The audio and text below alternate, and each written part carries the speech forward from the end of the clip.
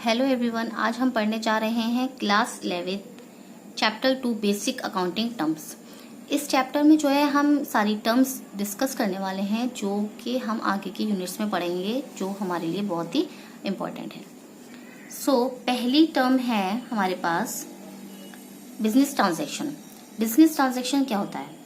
Basically business के अंदर जो भी हम रोजाना पैसों का लेन देन करते हैं, ठीक है, बिजनेस ट्रांजैक्शन करते हैं in terms of money between two parties, तो ये आपका बिजनेस ट्रांजैक्शन कहलाता है। ठीक है, बिजनेस ट्रांजैक्शन हमारा कुछ भी हो सकता है, जैसे कि हम गुड्स बेच रहे हैं या गुड्स खरीद रहे हैं, या फिर डेप्टर से हम रिसीव कर रहे हैं। डेप्टर्स कौन होते हैं? जिनको हमने सामान उधार बेचा है, ठीक है, या पेमेंट कर रहे हैं क्रेडिटर्स को। क्रेडिटर्स कौन लोग होते हैं? जिन लोगों से हमने उधार सामान लिया है, या परचेस या सेल ऑफ फिक्स्ड एसेट्स। ठीक है, तो पेमेंट ऑफ इंटरेस्ट और डिविडेंड, ये सारे हमारा कुछ भी, ये सब हमारा बिजनेस ट्रांजैक्शन में आता है। सेकेंड टर्म है हमारे पास अकाउंट। अकाउंट क्या होता है?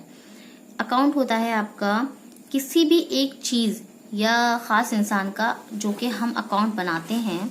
ठीक है, जब हम न्यूमेरिकल करेंगे तब हम इसको और अच्छे से समझ पाएंगे जब हम अकाउंट बनाते हैं। ठीक है, तो ये लेफ्ट हैंड साइड आपका डेबिट आता है और राइट साइड आपका क्रेडिट अकाउंट बनता है। Third we have capital. Capital क्या होता है?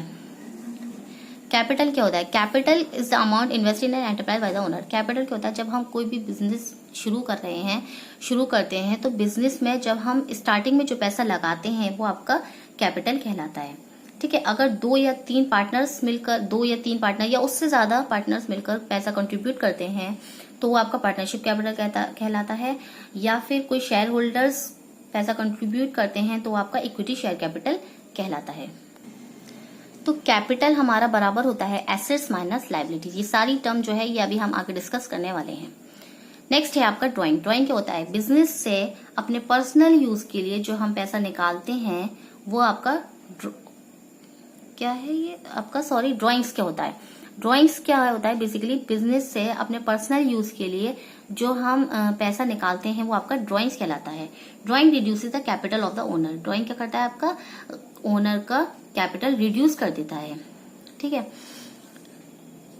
नेक्स्ट है आपका liabilities. Liability means amount payable by the business. Liabilities वो होती हैं जो भी, लायबिलिटी क्या होता है? बेसिकली एक तरीके से कर्जा। ठीक है, तो बिजनेस को जो भी पैसा पे करना है वो आपका लायबिलिटी कहलाता है। इसमें दो होती हैं, इंटरनल और एक्सटर्नल लायबिलिटी। इंटरनल लायबिलिटी वो है जो ओनर को पे करनी होती है, और एक्सटर्नल लायबिलिटी वो होती है जो आउटसाइडर पे करते हैं। आउटसाइडर कोई भी हो सकते हैं, क्रेडिटर्स या जो भी हमने लोन वगैरह ले रखा है। ठीक है, नेक्स्ट है इसमें जो है आपकी दो तरीके की लायबिलिटी होती हैं, करंट लायबिलिटी और नॉन करंट लायबिलिटी। तो आपका करंट लायबिलिटी और non current liability. Current liability वो होती है जो हमें 12 मंथ के अंदर पे करना है, जैसे कि इसमें आते हैं आपके creditor, bills payable, short term loans जो बैंक से हमने ओवरड्राफ्ट किया है वो। नॉन करंट लायबिलिटी वो होती हैं जो आपको 12 मंथ के बाद आप पे कर सकते हैं, जैसे कि लॉन्ग टर्म लोन्स। अब है आपका एसेट्स। क्या होते हैं?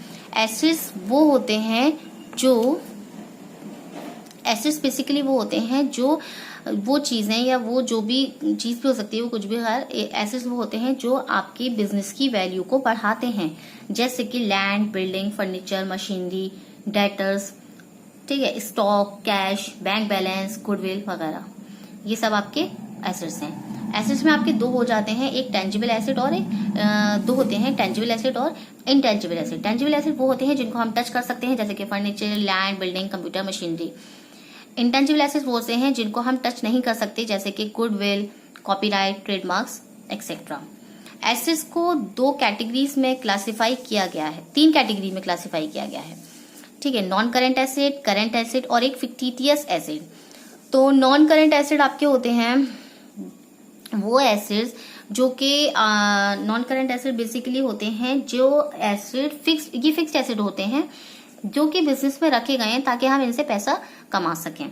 जैसे कि हमने कोई मशीनरी ले ली, ठीक है, तो उस मशीनरी से हम कोई भी चीज जो है, गुड्स जो है मैन्युफैक्चर कर रहे हैं, तो उससे क्या कर रहे हैं कि हम मशीन को नहीं बेच रहे हैं, हम उन गुड्स को बेच रहे हैं और उससे हम पैसा कमा रहे हैं, तो वो आपके नॉन करंट एसेट हो जाएंगे। ये फिक्स्ड एसेट होते हैं।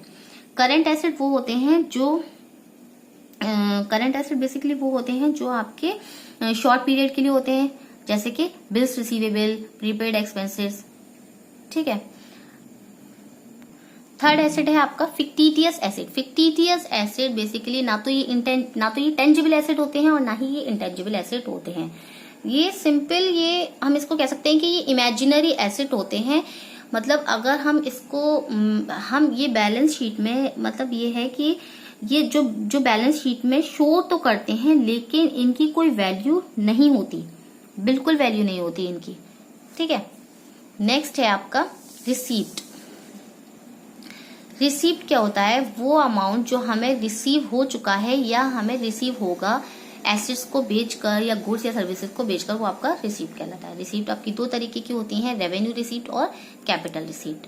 रेवेन्यू रिसीप्ट क्या होती है? बेसिकली जो अमाउंट हमें रिसीव होता है वो डे टू डे बेसिस पर होता है, गुड्स बेचकर या सर्विसेज बेचकर, वो हमें डे टू डे होता है, वो आपका रेवेन्यू रिसीप्ट कहलाती है। कैपिटल रिसीप्ट वो होती हैं जो हम सेल ऑफ फिक्स्ड एसेट, मतलब हम फिक्स्ड एसेट को बेचकर जो अमाउंट हमें रिसीव हो रहा है वो आपका कैपिटल रिसीप्ट होते हैं। फिक्स्ड एसेट आपके फर्नीचर, मशीनरी, स्टॉक, लैंड, ठीक है।